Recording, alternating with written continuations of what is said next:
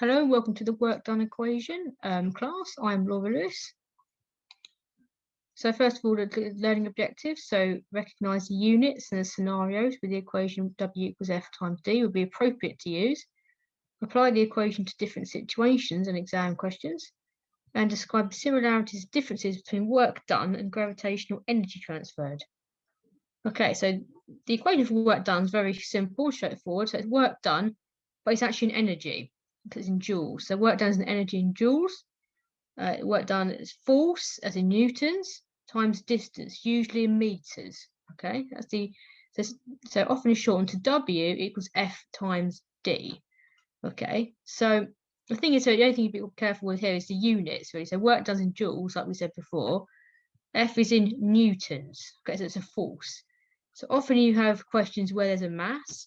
So to convert between mass and weight, so mass in kilograms and weight in newtons, we multiply mass by gravitational field strength. On Earth, it's 10. We assume we're on Earth unless told otherwise. So a 2 kilogram box of biscuits has a weight of 2 kilograms times 10 is 20 newtons. Weight is a force. I keep saying that just to reinforce that. So let's apply this to work done. W equals F times D. So how much energy is needed, work done, we're going to change those a lot to reinforce its energy, to push the box of biscuits 3 meters, say, along the floor. So always write down the formula. In an exam, you can get points, get marks for just writing the formula down. So we just substitute it in. So so work done is 20 newtons. Remember, that's the weight to the box of biscuits, not the mass, times 3, 60 joules. So 60 joules of work is done or energy transferred to move that box. So another example. So how much work is done if a dog of mass 7 kilograms is pushed 4 meters on a skateboard? So again, we need to convert a dog's mass into a weight. So it's 7 kilograms times 10, 70 newtons. That's a force. So weight is 70. So work done is 70 newtons. The weight times 4 meters, 280 joules is the work done there. Okay, so a little bit different this time. So if a rocket engine provided 1,000 joules to a 20 kilogram rocket, so it's sort of a model one, really, isn't it? How far would it go? Okay, so thinking about horizontally, just firing it along, would be like a model one.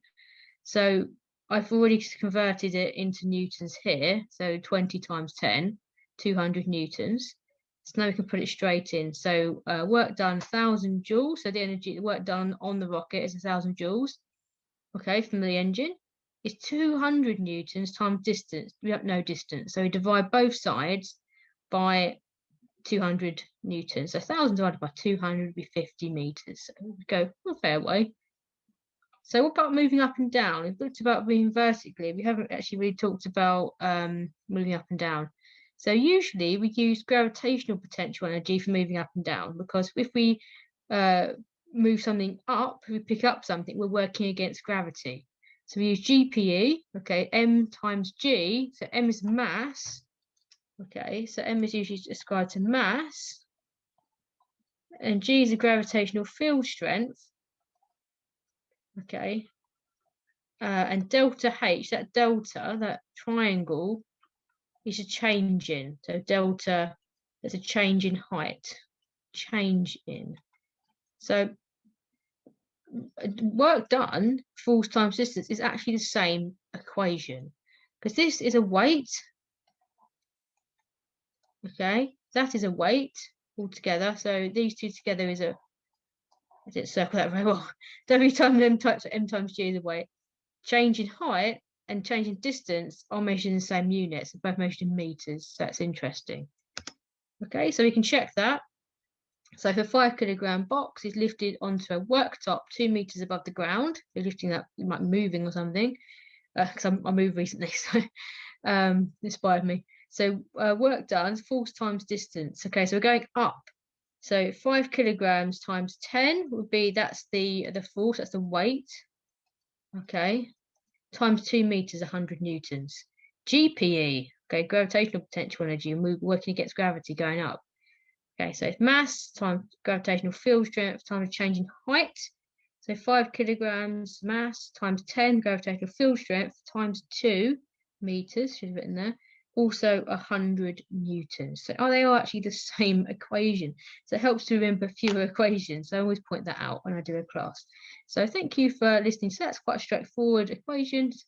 Thank you for listening, and hope to see you in another class.